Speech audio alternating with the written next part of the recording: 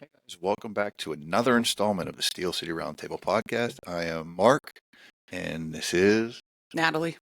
We're wonderfully happy to be back again. We took a little bit of time off to do some personal stuff, so let's get at it. How's your week? It's been a long week. Not a good week on a personal level. However, one of my favorite times on a professional level. On Friday, I started my week of teaching at the police academy, which I enjoy. So I'll be there until next Friday. What are you teaching? How to lie in court? Well, yeah, that is my number one lesson. I I mean, want the you are new an attorney, officers to so you know you don't tell the truth. never, ever, always hate you, Mark.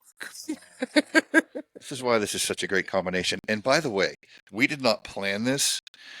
We just happened to wear the same shirt. So, yeah, let us know if you think this is what we should put on our website, which will be coming out February 1st. February 1st, it'll be steelcityroundtablepodcast.com. You'll be able to access our social media from there, and you'll be able to see pictures of how this thing got going and learn a little bit more about us. So, why was your week rough, though?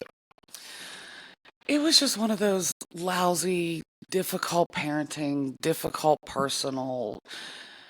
I get worked up before, like, I'm going to be at the academy for a week because I worry, did a case fall through? Am I going to get a phone call?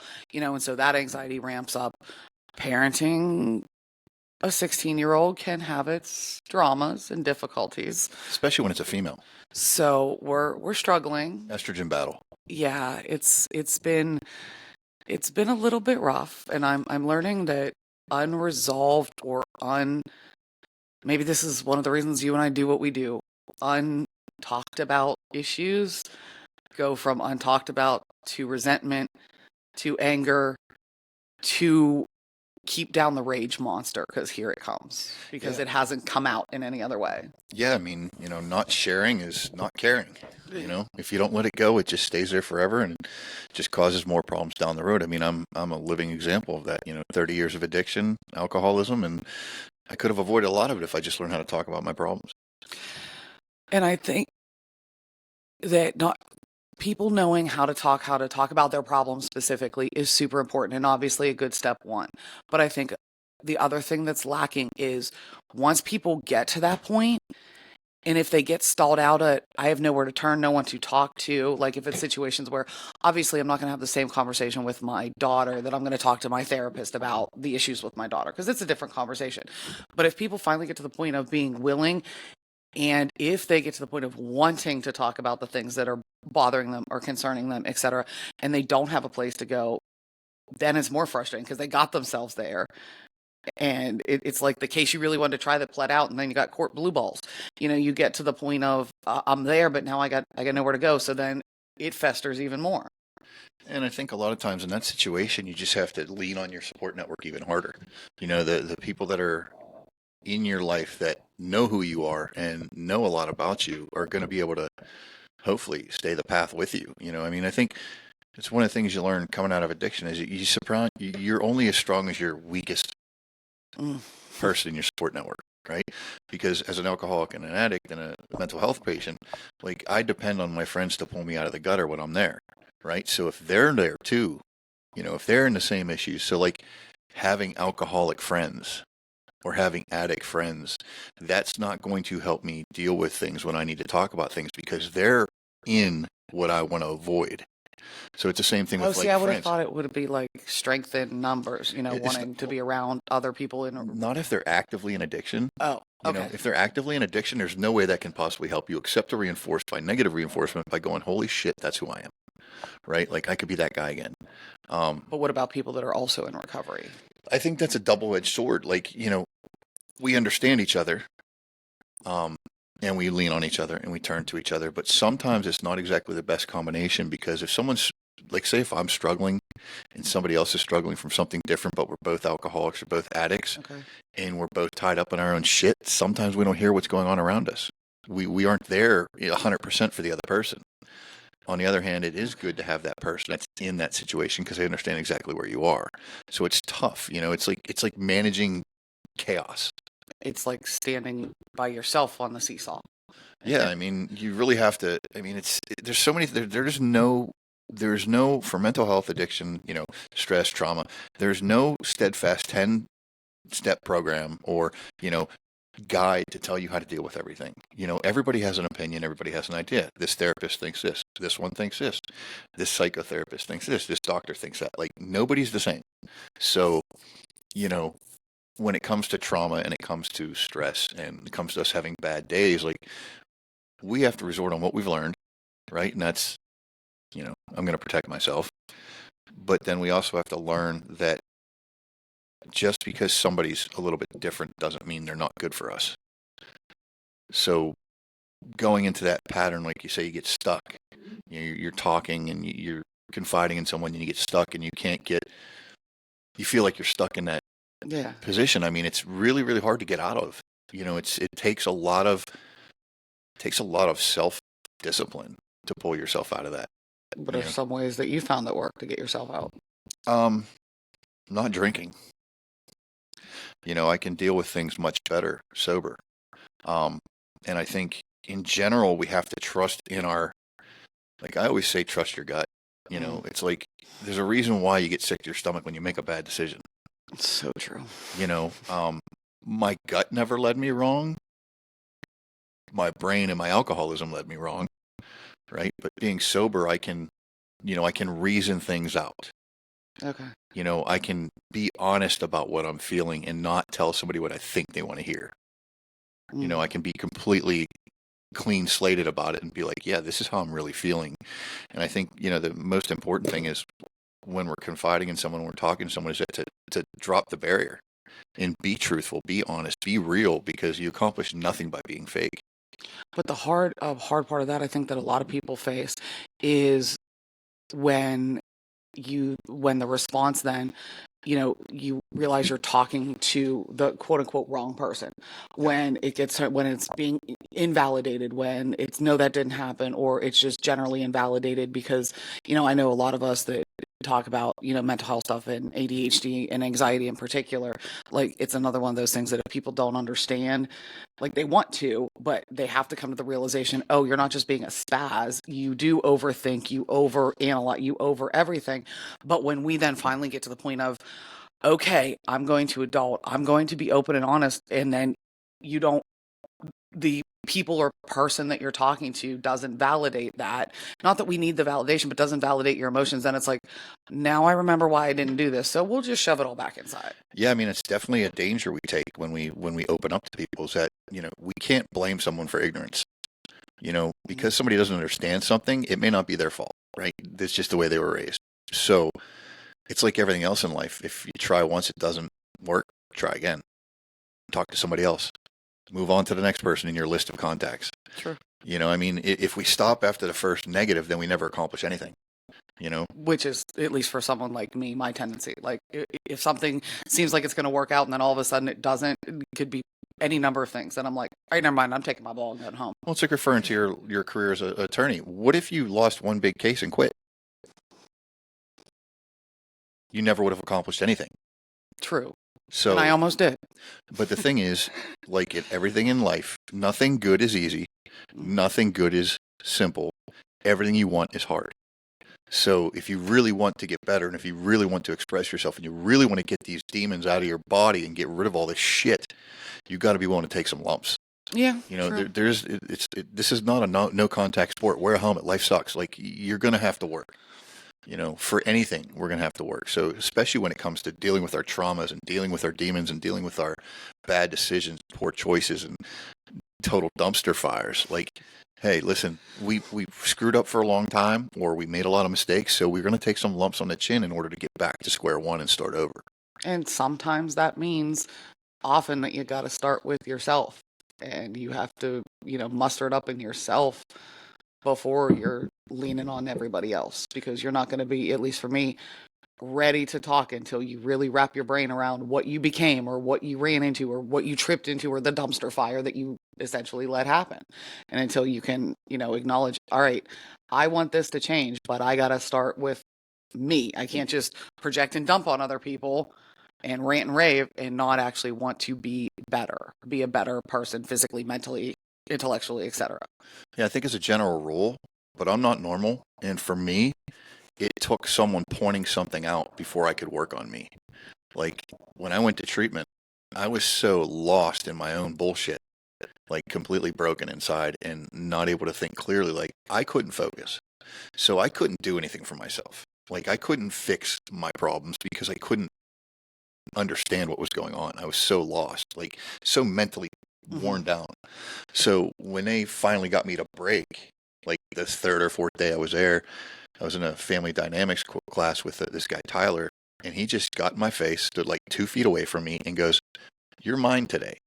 Like he literally looked at me like I was his bitch, and he just kept digging and digging and digging and digging until I gave him a thread.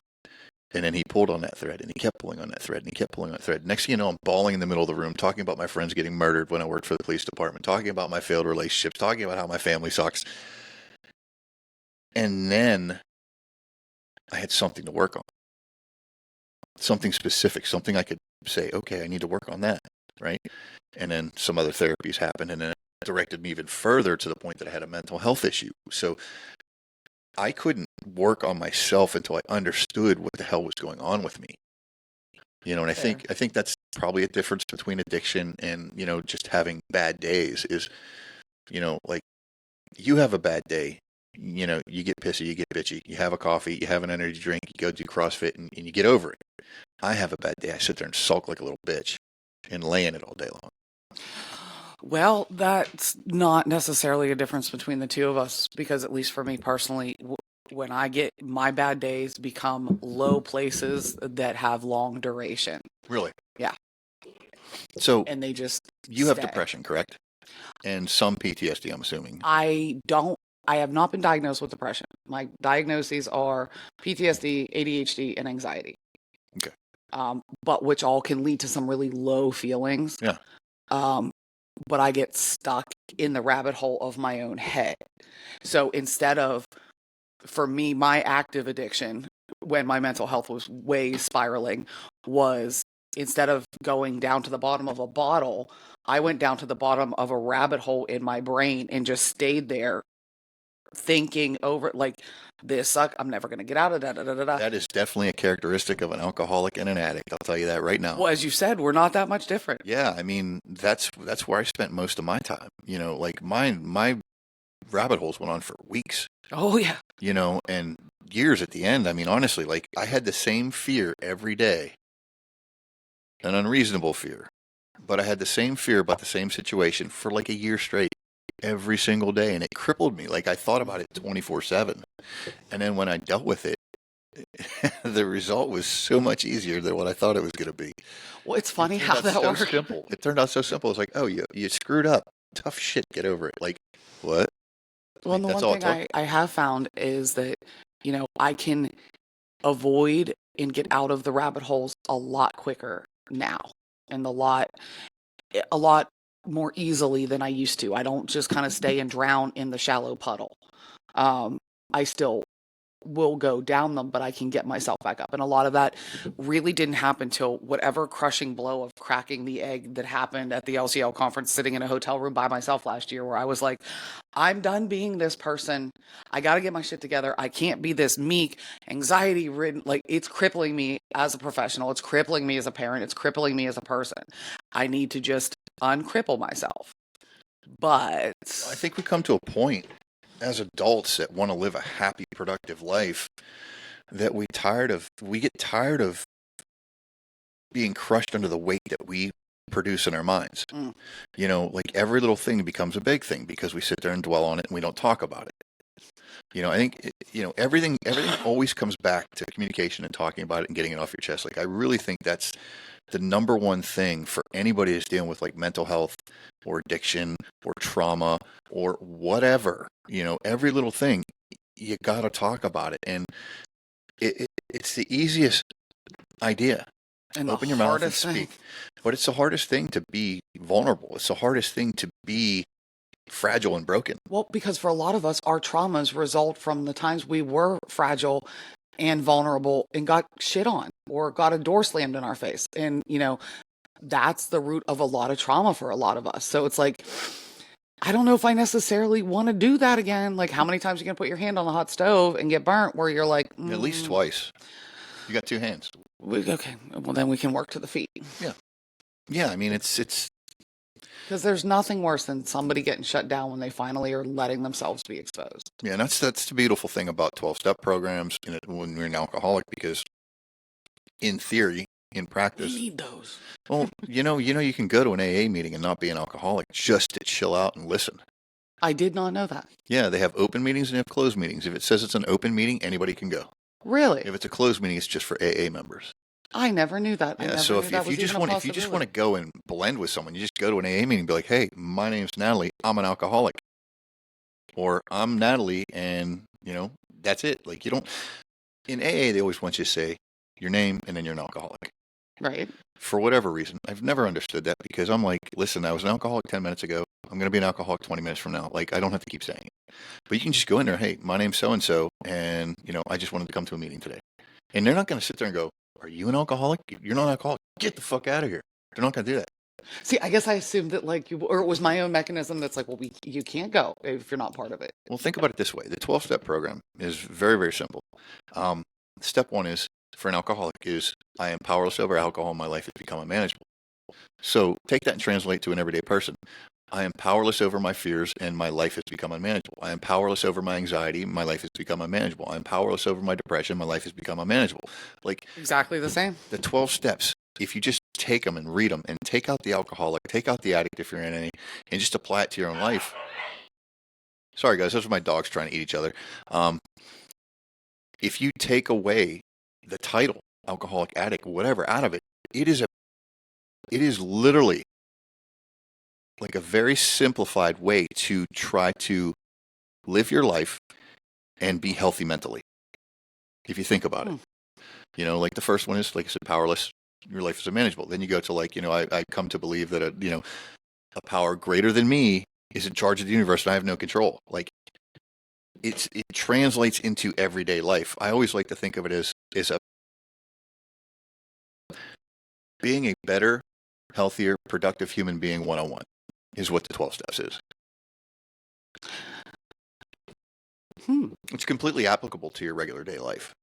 But that's kind of neat to know, because I know that I have often felt, and I know that I've said this to you on a personal level, but also on here, like for us that have mental health issues, there's no like 12-step meeting. Yeah, we can go to therapy. Yeah, sometimes like, I know with LCL, there's a lawyer's mental health but it's not like the same thing. And so for someone like me who needs the structure of literally a laid out 12 steps of different things, a path to follow, not just open-ended therapy, would be, I had no idea. But I guess that would make sense on why my mom gave me a book a month or so ago, and she's like, before you open this, I don't want you to misinterpret it.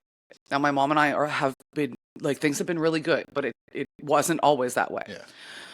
And I'm like, what? Because she can be cryptic and she can be passive aggressive. So I'm like, oh, dear God, what is this? Go figure. I know, shocking. And it was a book on recovery. And so I said, okay, I'll bite. Why did you buy this for me? And she said, well, I've been learning from some friends, and I know that you're doing a lot, like with LCL, and this is something important to you, but I've learned that, like, it's applicable to you too. She's like, and I think you drink too much wine. So at that point, she was less wrong than she had been before. I mean, it's 100% applicable to everyday life because it's very simple principles. There's nothing complicated. Like, your step 4 is a deep and honest, truthful inventory of everything you've done. Like your wrongs, your character flaws. So you can sit there and do that with, like, take alcohol out of it. Like, what things have you done that you regret, or that you feel you shouldn't have done, or you feel you've harmed somebody, or you feel that, you took the wrong path when the right path was available? You can still do that. You don't have to be an alcoholic. You just go through it and write your shit down and to yourself and be like, these are the things I've done. And then this is why I did it. And this is what I don't want to do again.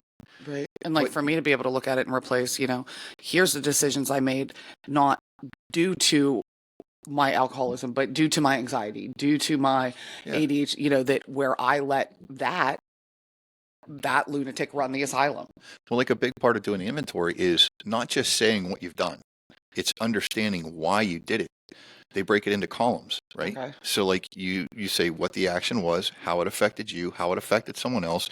You can do it any way you want. And like, what were the reasons behind me doing this? What was I feeling when I did this? And it's really breaking down your character and identifying your own character flaws. And then once you identify them, you can choose whether or not you want to work on them or not. I challenge you to go to your therapist and I'll give you a big book to take with you. Take the 12 steps in there and be like, hey, can we do this? As a therapist, can we work through this, just with my mental health? And they'll probably look at you like you're fucking crazy. Well, I get that because one nobody from him thinks all the about time. that. Nobody thinks about it. Everybody thinks, the 12 steps is recovery, dedicated. That's all it's for. But like anybody can do the 12 steps and But anybody I would can like get to be at the healthier. point in my mental health journey, road, whatever, where I can put myself in recovery category, not in the active lunacy category. Well, you're in recovery because But you're working on it. but I think that's something like you don't connect until somebody makes that connection to you and is like, it's the same thing. Just like addiction, your recovery is your recovery. It happens however it happens. It's your way. It's, whatever you deem works for you, that's your recovery. Yeah, because my relapses suck. Dude, I'm telling you, like, relapses are horrible. Like, I still have really bad days. Like, I woke up today, I felt like shit. Like, I was tired. I got home at like 6 o'clock in the morning from work. I was up at 11. I did a podcast with Drew Moore from the Sober Fix podcast today earlier. That'll be coming out in February, I think.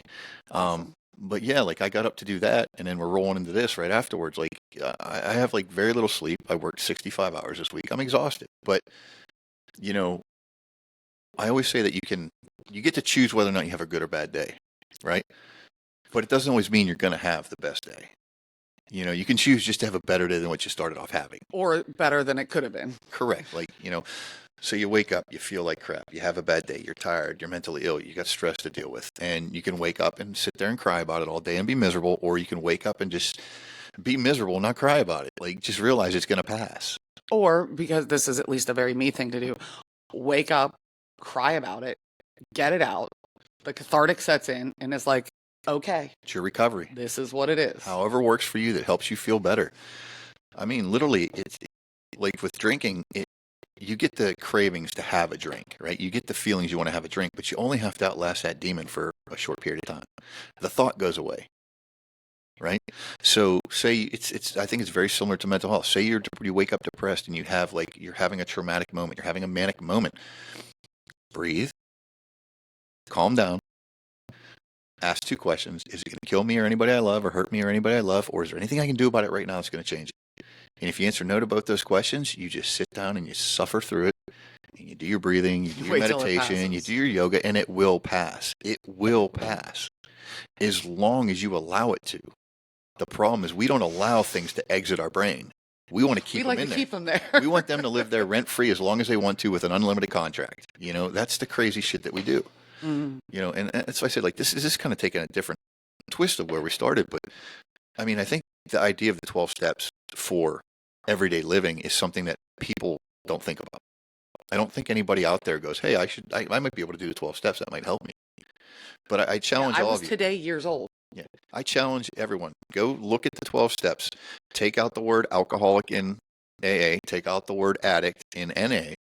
And sit there, and if you can find a reason why this can't possibly help you in some way, please get a hold of us at steelcityroundtable@gmail.com. And tell me what you're thinking, or hit us on our DMs and whatever, all our socials. But I guarantee you, if you look at it, you'll find something that will help you in that program. Well, and I can say I'm going to take the just to challenge, have a better day. and I'll Even- report yeah. back what its result was. And I know, like, for me, realizing one of the things that's contributing aside from just everything else is Monday would have been my dad's birthday.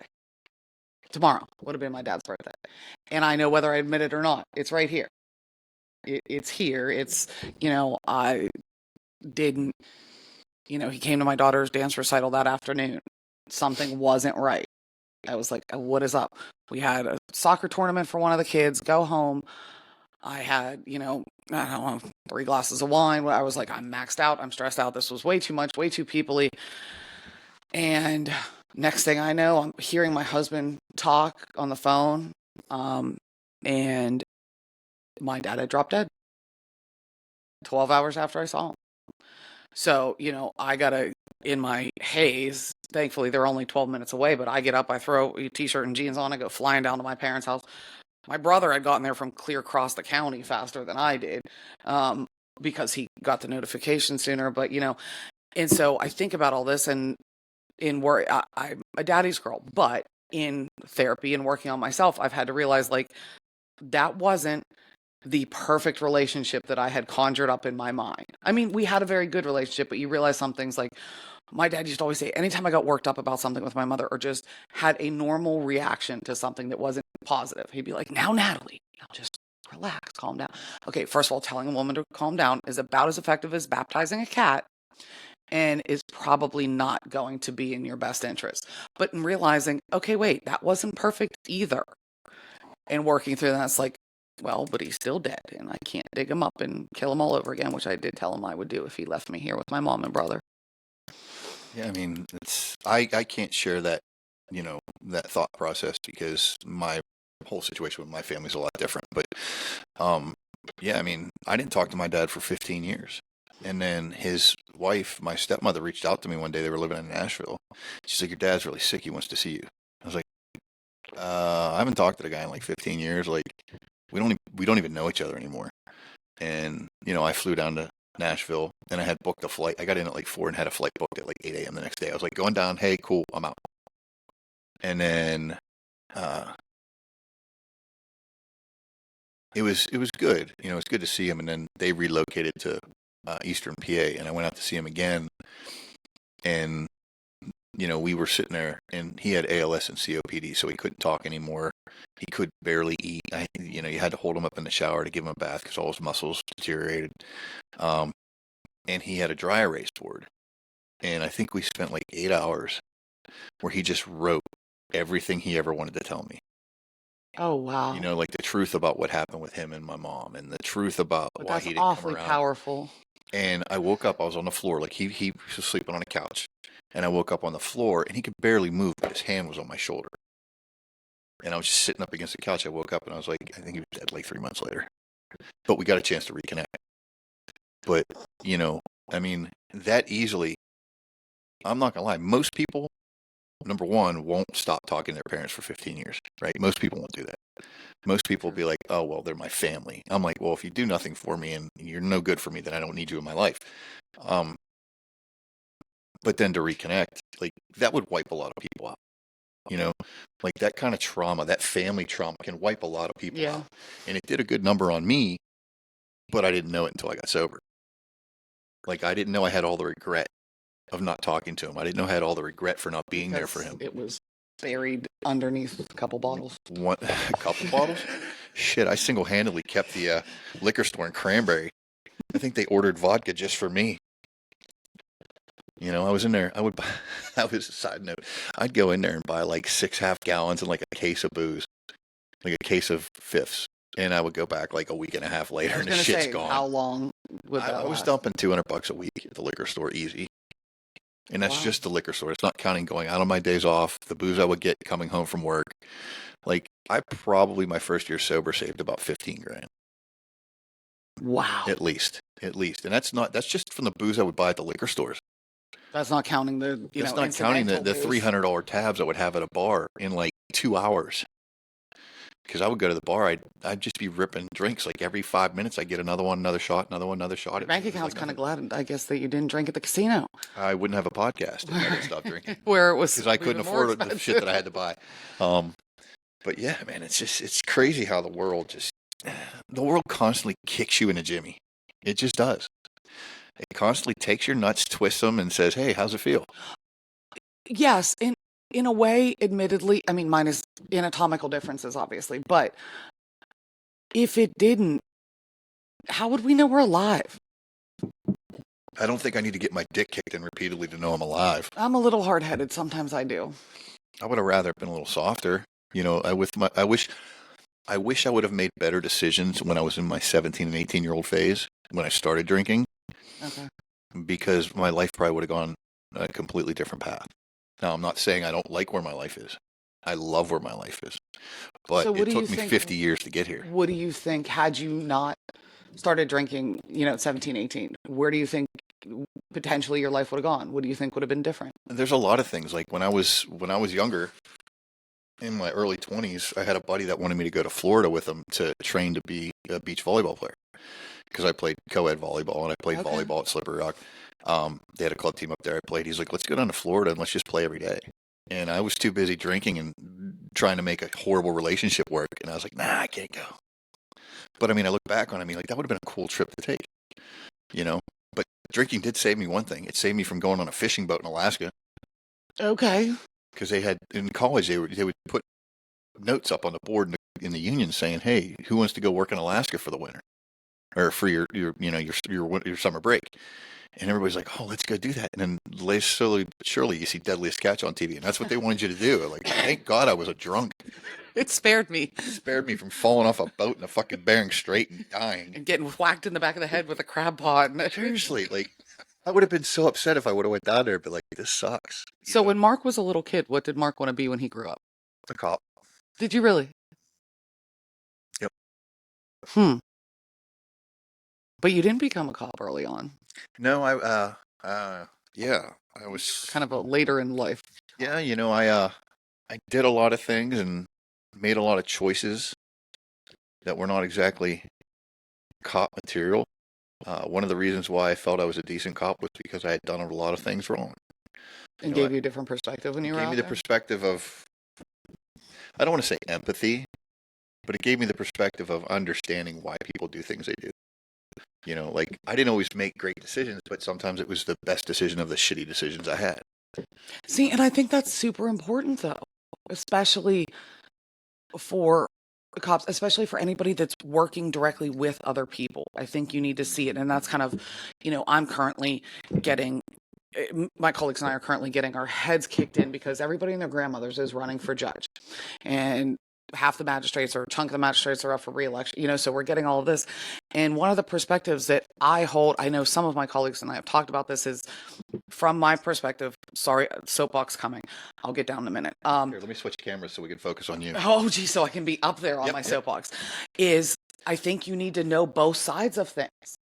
I think you being out on the street as an officer that can see how someone ended up in this situation, again, not empathy, but at least understanding of how someone got there, is the same as I feel like I think if you're going to be a judge, especially in criminal, you should have been a prosecutor and a defense attorney. You need to see both sides to be able to understand, because only seeing one perspective doesn't give you enough generally as a person, but much less professionally.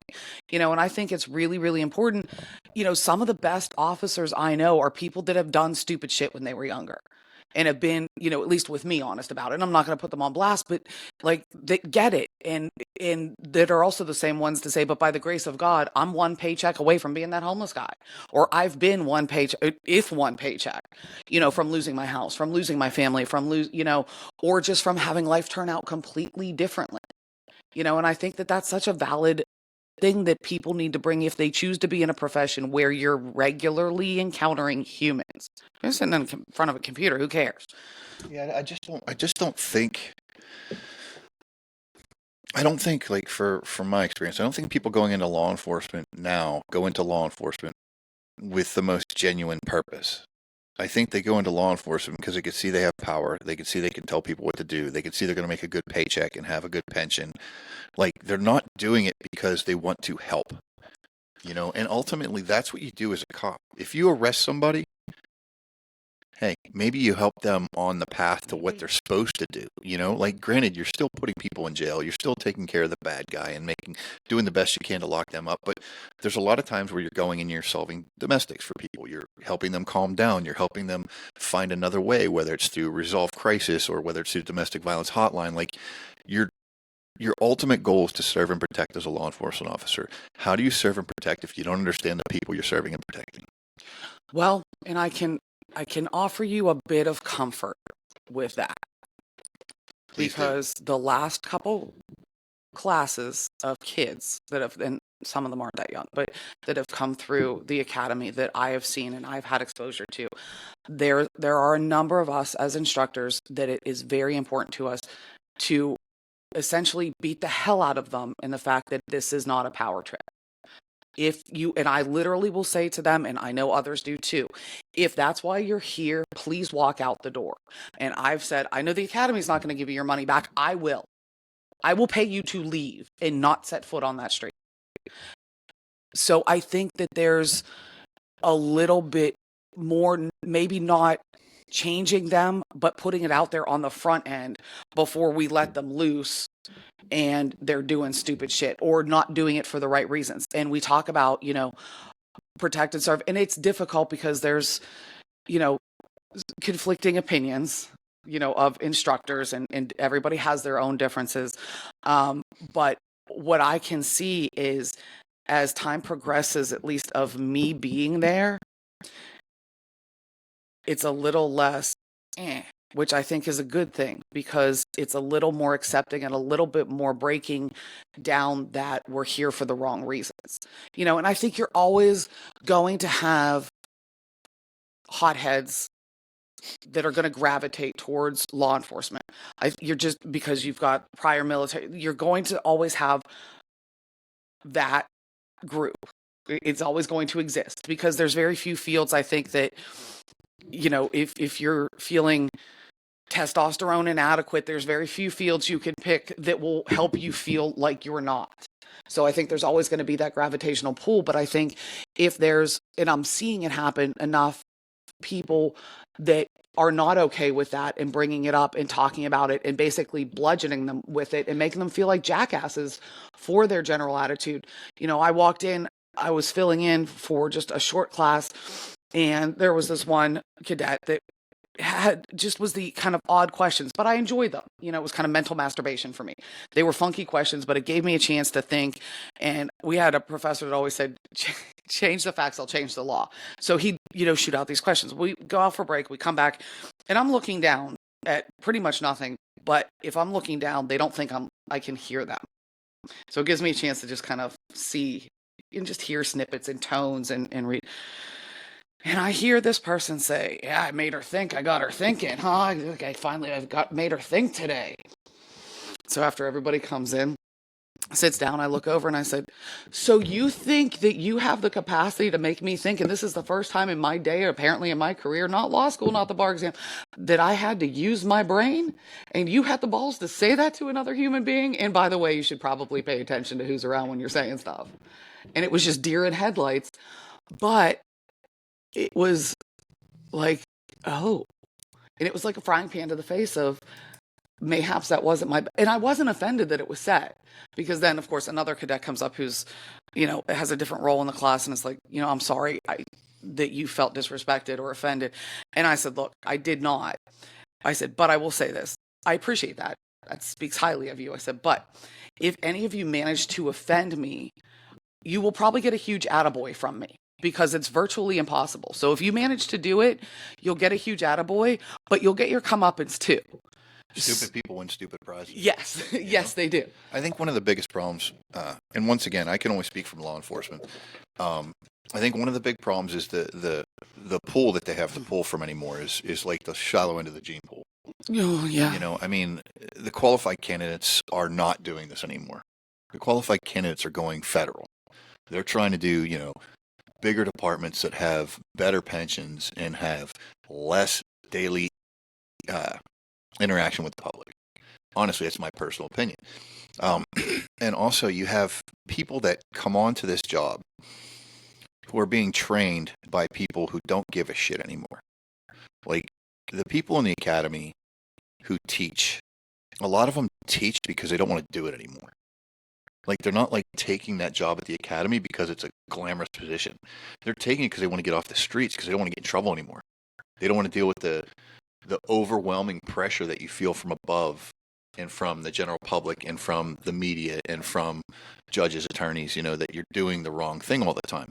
And then departments become very reactive because they don't want to change policy and lose the candidates that they potentially have. So they let shit go too long. And then they come out with these, these community-oriented policing initiatives, which are listen, it's good to have community order policing, but that's something you should do as a cop anyway. Like I was gonna say, shouldn't that be what it is? I used to roll up to a park up in Arlington and shoot hoops with the kids there just for shits and giggles. Like, shouldn't that already be what exists? it should be, but law enforcement has been categorized as a sweeping generalization as a militaristic entity full of type A personalities. And apparently a type A personality can't have empathy, can't have sympathy, and can't be a decent human being. At least that's what everybody else thinks. I mean, I'm not saying I was different than anybody else. It's just I didn't see the point of belittling and making people feel worse about having the worst day of their lives. Because that's when cops show up. They don't show up because you're happy and you just want to say hi. Right, and it's the same thing. I got to stop answering, when I get work calls. I have to, the polite part of me is like, hey, so-and-so, how are you? And I literally find myself saying, I got to stop asking that question because clearly if you're calling me, you're not having a good day. But now, I don't know what the city academy is like, and I'm sure we'll get to that, but I can say in the groups, I've not been doing this a terribly long time, as you know, but in the 3 groups that I've seen, there are the stereotypical ones that that you're like, I know why you're here and I just wish you wouldn't. But okay, maybe we'll just do damage control the best that we can. But I think that at least with the county, there are some really good folks that have been in these classes and really go. But the problem that I foresee is they can be great because we've got some great people running it, like that care, that are for the right reason people. But that all goes out the window when they go and they've got the curmudgeon for the FTO.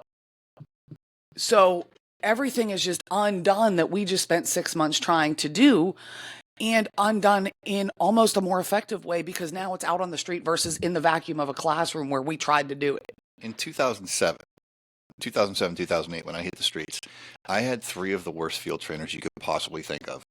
Like, the one was just angry and he only wrote citations to attractive young women.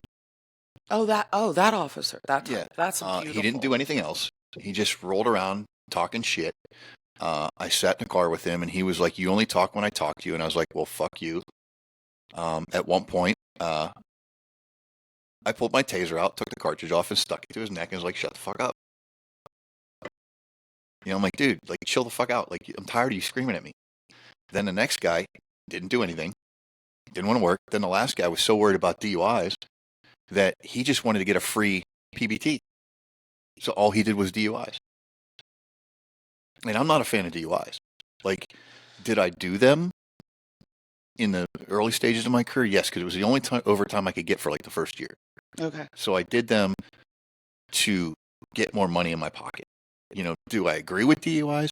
I think there's a place and time for them. I think that they're a good thing to have. I think if you're enforcing them properly, and you're not just being a dick about everything, like, it has gotten way overblown. I don't like checkpoints. I think checkpoints are entrapment. That's just my personal opinion. I've always thought that. I've never liked them. You can't pull out of this line, or we're going to pull you over and you're going to get arrested. Like, dude, right. No. Like, that's not okay. That's not. I don't like that. But I mean, if you wreck into a car, or if you're driving so bad that you could probably hit somebody or kill somebody, yeah, you need to be arrested. But like, if you drive your car into a ditch, I'm going to chuck your keys in the woods and tell you to come find them tomorrow. Like, go away, Right. I think it has gotten way too overblown. And I think sometimes stuff like chucking, someone ends up in a ditch, chucking their keys in the wood, that's going to be a lot more effective of a learning thing for them than a lot of other things. Yeah, give the number, call to complain, and then I'll be like, go ahead and complain, and then I'll file the charges for the DUI. Well, right. Like, seriously.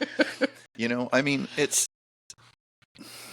law enforcement has come so far, but yet it's taken so many steps backwards. Well, I think it regularly, no pun intended, but shoots itself in the foot. Like with what I was just talking about, like, we're trying to front end all this and get good quality thinking, hopefully to some degree empathetic people out there on the streets, to then have Officer Curmudgeon, who's miserable, old, and just should have retired 10 years ago, just dismantling all of it. Well, the people you're teaching, are they going through like ILE? Like the law enforcement education program, are they active officers or are they in the academy? They are in the academy. Okay, so you're getting them green. Yes. You're getting before, I mean, some of them are a little less green, but I mean, some of them maybe work for a part-time department or been in the military, but they're green to law enforcement. Like, they are still green to what they're learning. Like, there's certain things that departments don't do. The county's very good. They probably have the best, in my opinion, the best program around. I would put them against the state police any day because the state police is just like a little too militaristic for me. The county offers a lot of good training. They do stuff above and beyond. Like I don't remember any lawyers ever coming in and talking to us in the academy. Well, the county's the first one that does the courtroom simulations that we do at the end. Like I mean, right but before that's graduation. that's super super important because what's the number one thing? Excuse me, a cop does the most? Take reports, right? So report writing is very important, That's still way too. and it's not handled properly. I mean, I think I said before we did like an hour in the academy, like this is how you write a report, blah blah blah blah blah. Four corners rule. Okay, thanks very much. Yeah, I'll figure it out. But it's report writing. It's testifying in court. It's definitely they need to have something about establishing rapport with the people you deal with on the street because I think that's one part that they're super lacking in is the ability to talk to somebody for 5 minutes or however long and get a bead on what they're about, what's going on with them, what the best plan of action is. Cops in general, when it's a hot call, when it's like a shooting or a stabbing, they're game planning. They're like, okay, this is where I'm coming from this way. I'm going to do this. I'm going to approach this way. I'm going to have my light in this hand. I'm going to have my firearm in this hand. I'm going to be ready to go lethal right away. My taser's right here. I'm all good. I'm prepped. I'm go. Boom. They go. When they go to report call, it's like, fuck, another domestic report. Fuck, I got to go take a burglar report. Fuck, I got to do this. So cops in general aren't taking the same tactical mindset to every call. You know what I mean? So even though it's a burglar alarm, how do you know it's not somebody setting you up to get shot? Like, how do you know? Right. You don't. I mean, that's what I was going to ask. Like, you don't know what's on the other side of the door. So this is one of the problems with law enforcement. Like, cops don't take every call seriously. So if you don't take every call seriously, that means you don't take every person seriously. It goes hand in hand. The call and the person, they're all part of the same damn thing. You got to take into every little bit of information you get, and you got to utilize that information to form a rapport with someone in order to deal with them properly. Like there was times on the street, you'd be talking to a guy really, really nice, and they don't want to listen, and you're like, listen, shithead, I'm done fucking talking to you. Do what I tell you to do, or I'm going to lock you up in handcuffs, and we'll deal with it that way. Right. Then there's other times where you have to it's okay, you're going to be okay, everything's fine. And there's other times where you just talk like a normal person, but they tell you, oh, don't ever curse at somebody. Bullshit. If they're cursing at you, you curse at them. Like that's all they're going to answer to. Right. And sometimes it's meeting people where they are and where they come from and what, that's going to help you as an officer. And the same with when we talk to witnesses and whatnot, build that rapport with people because, nobody wants, at least for us, when we're talking to victims, witnesses, even on my side of things, our clients, they don't want talked down to. They don't want lawyers speak. Yeah. They just want regular people. And I remember when I started my practice, there were older attorneys who I went to meet up with one, and I had like jeans and a t-shirt on. He's like, why aren't you wearing court clothes? I'm like, I'm not in court. Well, you should never meet with a client look like, well, I disagree because like, other than, my DUI people, a lot of my clients, they're just regular people. And quite honestly, I've learned are more comfortable to walk in and sit down and talk to me in jeans and a t-shirt than if I'm sitting there in a suit. Because then they're like, How many times in your career do you think you've had a case where you, in your personal opinion, think if the officer would have taken 5 minutes to be a human being, the use of force never would have happened? Oh. Like the physical altercation would have never happened. I couldn't even count. Like probably 80%. And as a defense attorney, forget the use of force, just had that happen, there'd be so many fewer, I'd be out of money. Yeah, I mean, unfortunately for cops, we're held to a standard. They're held to a standard. But as a cop, you feel that just because you say something, it's right. Y'all are a fragile bunch. But it's not. Like, just saying something. Mm-hmm. If an officer asks somebody to do something unlawful or in violation of their own civil rights, they don't have to do it. Right. Like, like somebody walking down the street does not have to give you their ID. Yeah. And if a cop doesn't know that, they should go back to the academy and start over again because mere encounters, there's no legal reason to do anything other than bullshit with that person. But unfortunately, they are in some respects still being taught, no, you can keep it. That was one of the first things I dealt with. But like you said, cops have this overall general feeling that if they say something or it is a requirement that they be answered. Mm-hmm. No, that's not how it works.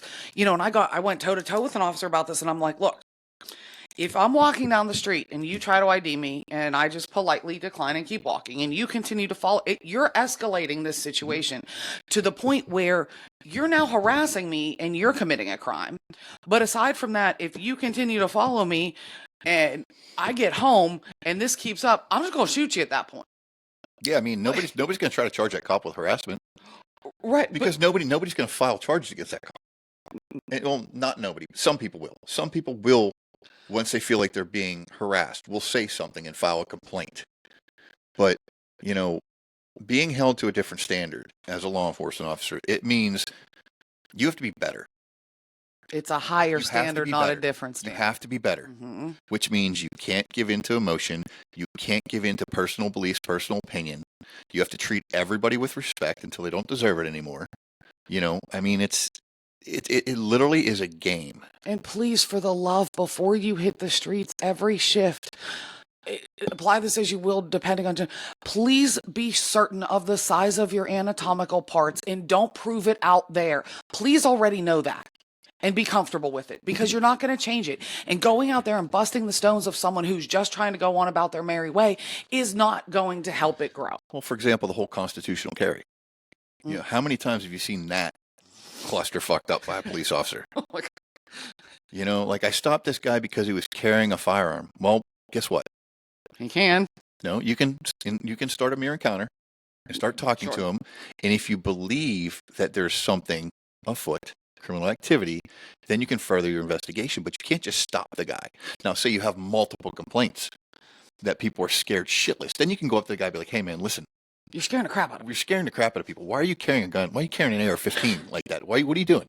But so there was a guy in the city of Pittsburgh that used to run around like downtown on the south side. He would carry constitutional carry just to see if he could sue the cops. He just wanted a cop to make the mistake of stopping him and detaining him just because of that fact.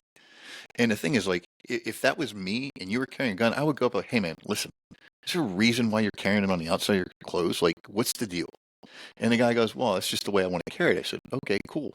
And I may ask for his name, and they may give it to me. But if they don't give it to me, if I don't have enough reasonable suspicion, I cannot stop and detain that person. Them constitutional carrying is not reasonable suspicion. Yeah. So those of you listening, if there's numerous complaints for a person carrying a gun, you may have enough to stop them and get their information. May. To write a report. May not. May, if you play your cards right. Don't play that card. Please don't play that.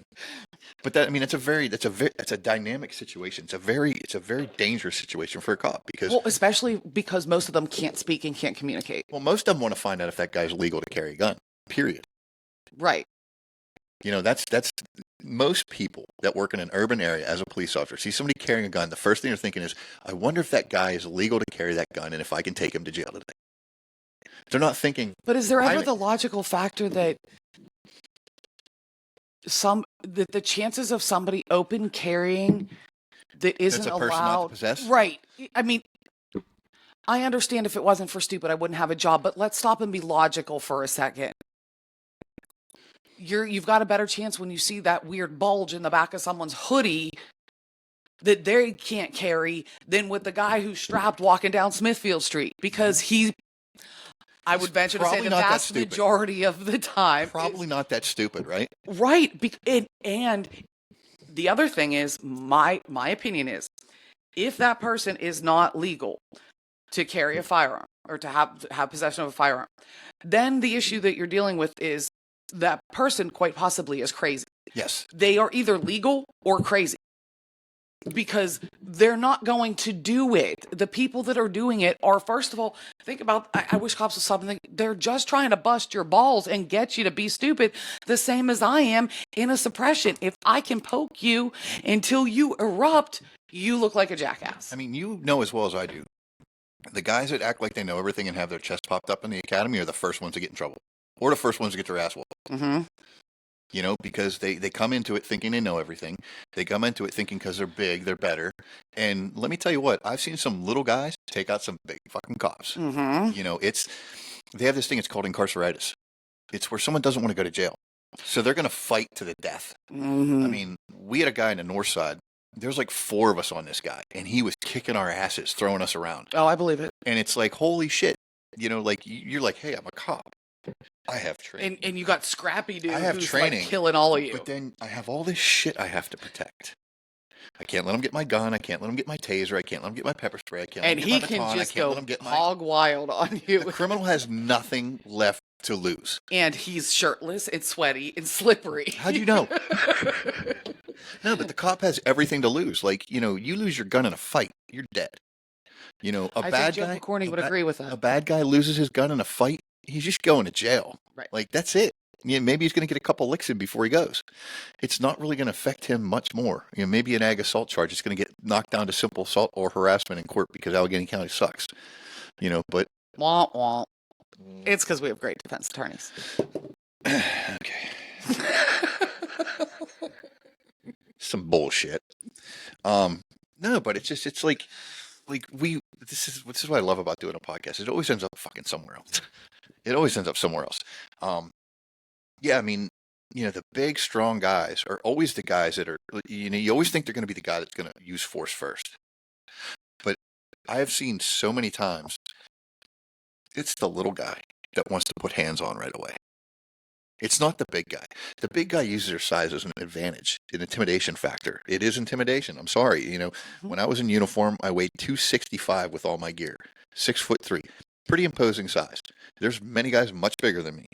Oh, and those are the guys that are standing around and they got to do the cop thumbs in the vest. Oh yeah, everybody stands like this. Or everybody stands here, like this. Yeah, I mean, it's sunglasses on the back of their head. Yes. And they don't have to, but I find them as, in many ways, as problematic because they're the ones where you got 4 of them in a 3/4 of a circle around someone, and that's scary as hell.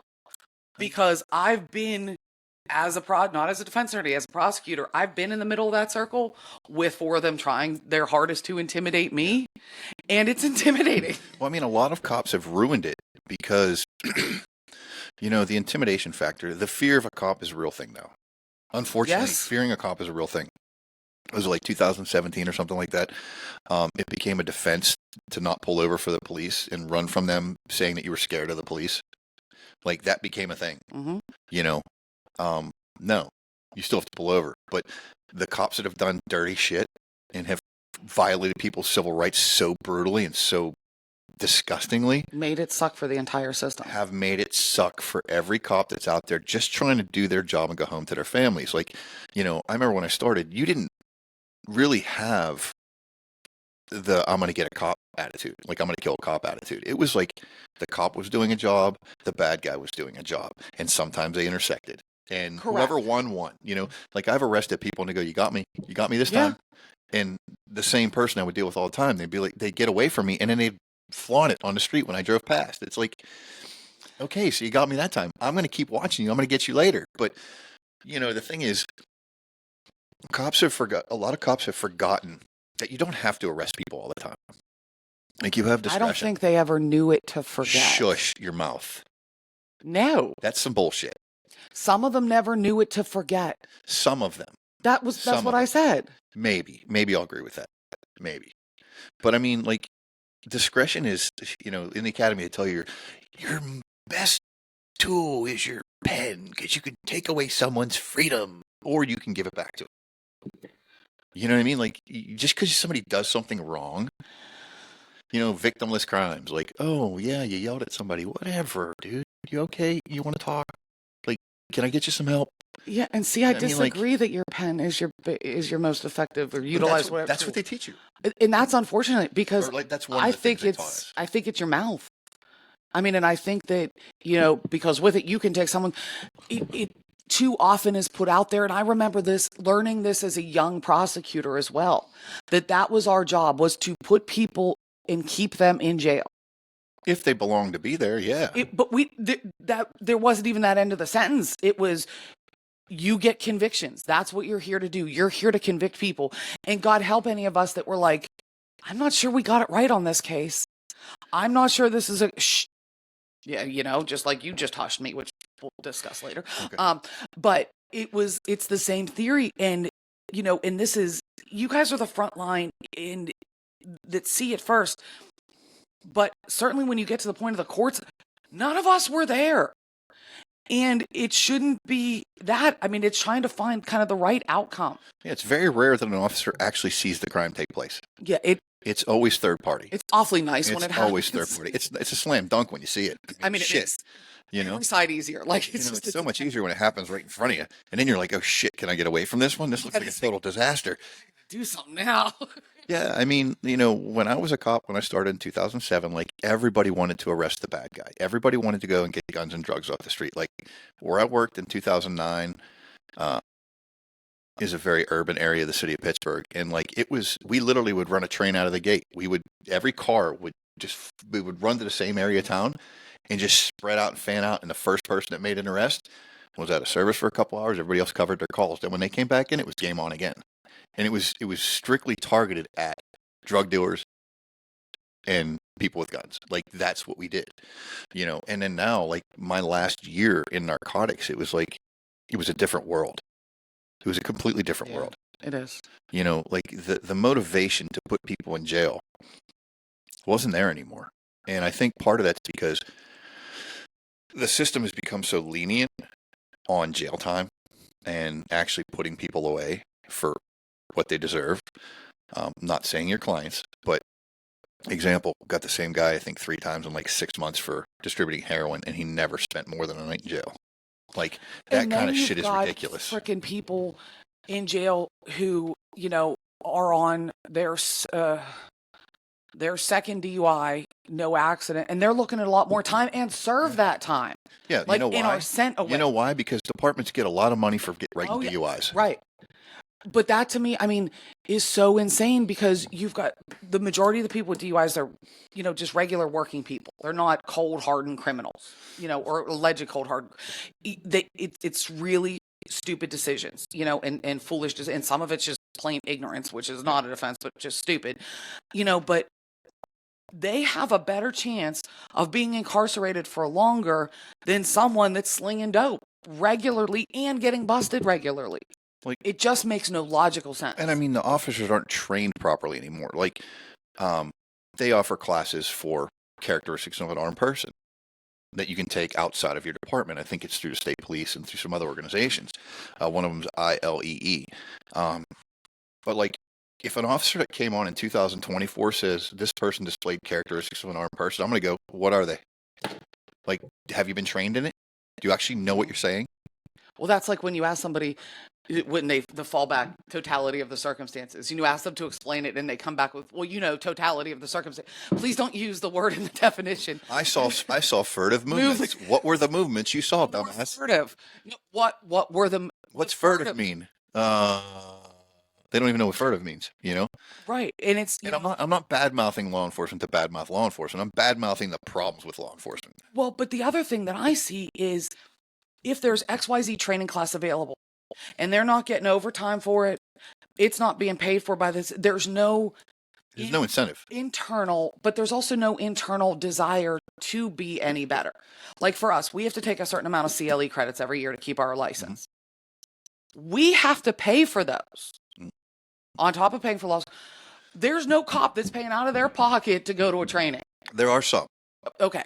There are some. Stop with the blanket statement. Yes, stop with it. Like I think narcotics guys tend to reach out and get better trainings because they're dealing with a specific section of the demographics. And I know some of the SWAT guys will. Yeah, they're taking training because it's going to save their life sometime. You know what I mean? Like defensive tactics and patrol doctrine and tactical awareness and things like that. Like interviewing 1 through 4. Okay, I took that. Big deal. I took a lot of classes when I was in the police department. I took as much as I could get. One of the problems you're going to run into now with cops trying to get training is that, for example, City of Pittsburgh is so short on manpower. You try to get your supervisor to let you take a day off or 2 days off or 3 days off to go take a class. Yeah. They'll be like, take it on your days off, and that's what you do. You take days off to take classes, Like, for example, when I became a narcotics detective, they sent me down to Fort Indiantown Gap for Top Gun. Amazing training, by the way. It Week is. long of cool shit. I love the last couple of days because we got to do like executing search warrants. And I think I shot some guy just because he yelled at me. It was pretty cool.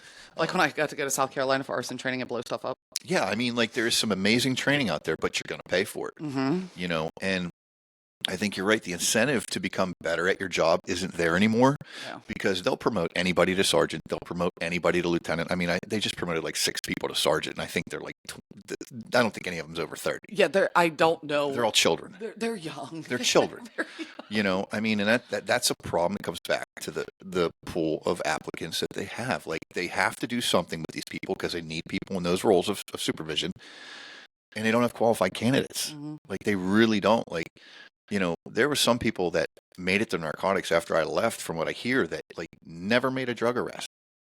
Correct. You know, and it's like, this is called narcotics.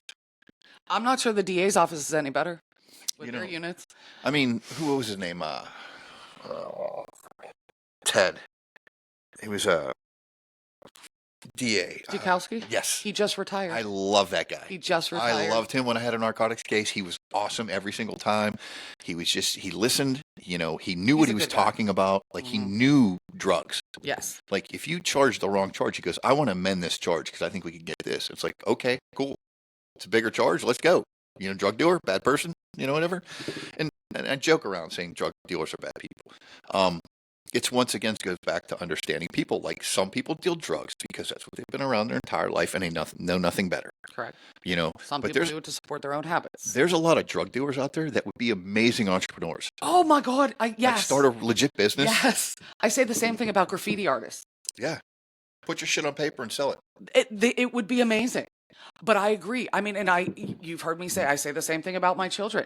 You know, I hope this spark and fire in them that makes them difficult to parent helps them let the world on fire and not start a prison gang. Like, you know, they have some of these people and how they do things. It's brilliant. They're not stupid people.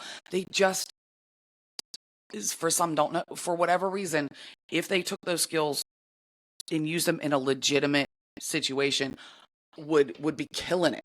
Yeah, I mean, think about it. A successful drug dealer, that is a small business. Mm-hmm. You know, supply and demand, production, inventory, you know, accounting. And their memories are amazing. Like, they know everything that's theirs that has crossed in front of them. I mean, some of them are truly brilliant people.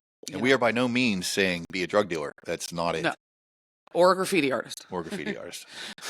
But I mean, like, you know, it comes back to what you're talking about in the beginning. Like, cops need to have the ability inherently to evaluate a situation within a very short period of time, which means evaluating the people involved. Where are they at emotionally? Where are they at physically? Is that person aggressive? Is that person not aggressive?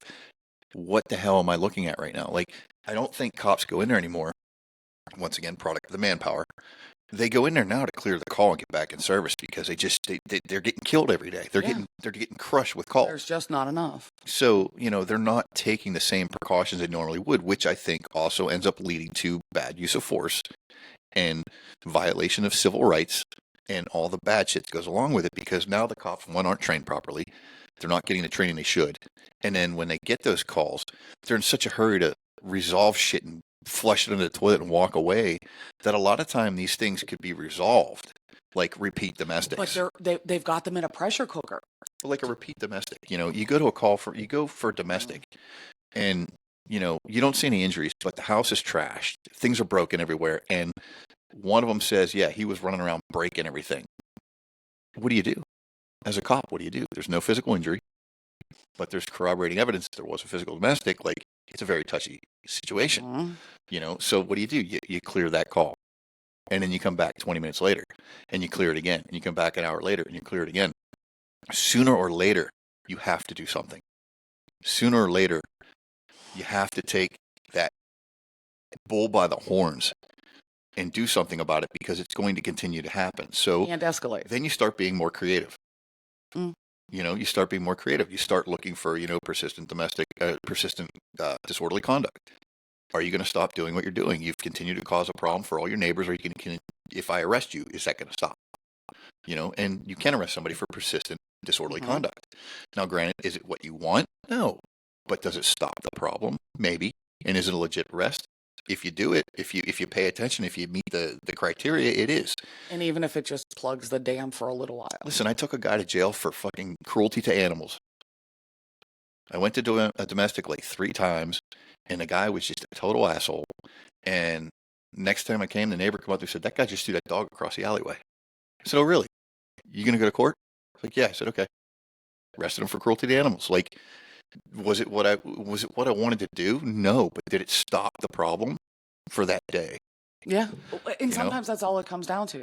And as long as you're following the letter of the law and you're arresting for legitimate offenses and you're not just making shit up, Well, right. you gotta, if you're going to arrest somebody, you better be damn sure that you've got what you need to put them in jail. Because, we talked about it before. If you get caught making a bad arrest, everybody knows your fucking name. And nobody trusts you anymore. And it only takes once. And the judges know, and the attorneys know, and the other cops know. And next thing you know, you make an arrest, and everybody's like, "I don't want to be on your fucking report." Mhm. And next thing you know, this guy's just doing dumb shit by himself. Because nobody wants, but it makes sense. Nobody would want to. Yeah. All right. Well, I don't know if we're getting towards the end, but this has been kind of heavy and a lot of negative. So I want to share with you a happy thing that happened. That's a lot of what we talk about how the system should run and how people should react to one another. So I'm at the academy and I'm teaching, and I, of course, I'm Italian. So my hands are going everywhere and I'm pacing back and forth. And I see something out of the corner of my left eye. And I look over and there's an officer who I've known for 25 years, seen him through 3 or 4 different departments. I literally stop mid-word and go running out of the classroom to go hug him. And we talk for a second, come back in. He comes in during break. We're catching up. Like, how's everything been? How's work? Both of us just back and forth, back and forth. And the cadets were on break. And I had the opportunity, and it felt really, really good because it was in real time. And as soon as they sat down, I said, "Hey, first of all, I apologize. I did not mean to be disrespectful by running out of the room, but here's what happened." And I told them what went on. I said, "I haven't seen this person in a long time. Very dear friend, was at his wedding, like known him a long time. We are good friends, and it made me very happy." I said, "But the benefit and what I really want you guys to take away from this is you hear me and at least 1 or 2 of your other instructors that I know and I'm friends with talk to you about how the system should run and how the cops and the defense attorneys and we should all get along in this." I said, "You just saw how the system should run and work." I said, "You had a chance to just actually watch it." I said, "It's not because he's special. It's not because I'm special, but it's because this is what true friendship is. And this is what you build. And these are the people that in the end will be keeping you safe." And I had another conversation with a dear friend of mine who's prepping for a case and is severely stressed out. I was like, "Well, wait, when your brain gets overworked, you start forgetting like the 101 things. Like, I know how to do." And we're back and forth. And I said, "Okay, stop." I said, "Call so-and-so, who's another defense attorney." And I'm saying this to a prosecutor. And it was like, "What?" I said, "Call so-and-so." "What do you mean?" I was like, "Well, we all have our safe spaces where you can ask stupid questions." I said, "When I was coming up as a DA, there were, the old time defense attorneys who taught me everything, pretty much 99% of what I know about trying cases and criminal law, that were on the opposite side." I said, "Go make the phone call." 10 minutes later, I get a message. "I should have done that last week." And these are the things that the potential is still there, in seeing it. And it was like, okay, take that with you when you want to be like, "I'm not talking to you because you're the defense attorney," or the defense attorney wants to be like, "I'm not talking to the cop." Everybody stop, check your egos, and make it work. Well, let's start by getting the cops to actually give a shit about each other. That'd be nice. That's a whole That's a all. whole discussion about how the morale of these departments is piss poor anymore. Yeah, But that's a whole long episode. yeah, I agree with you. I mean, that's the way.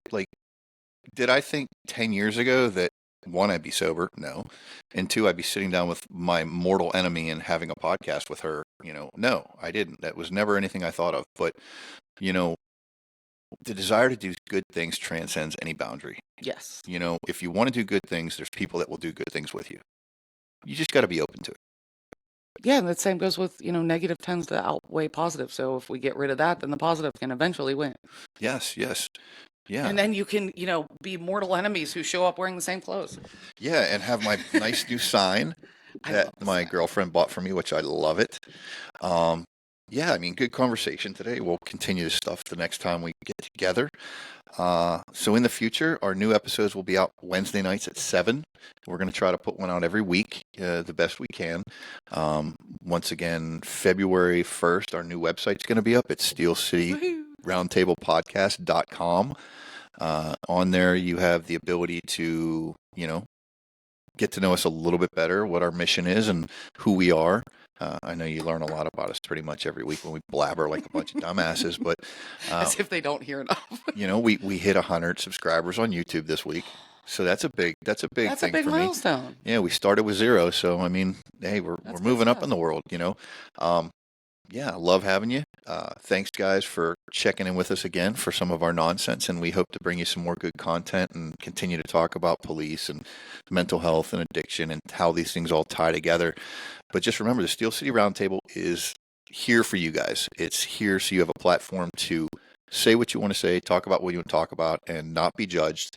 And it's a place for the underdog, to talk about struggle and success. So if you want to come on the show, steelcityroundtable@gmail.com, or after February 1st, you can submit an email form on our new website, and we will get you guys on here because we pretty much don't say no to anybody. And even if you just want to stay behind the keyboard for right now, it's a roundtable. If there are topics you want us to yap about or you want our unfiltered opinions on, send them to us. Stuff you have questions about, you want to ask, constructive criticism, we're open to. Rampant bashing for no reason with no basis, not so much. Not really our thing, but reach out. That's what we're here for. Yeah, and we can do remote. So if you guys want to call in over the phone and have a little session with us, we're more than happy to have you tell your story. There's always a seat here for you at the Steel City Roundtable. We love you guys, and have a good week. Have a good week.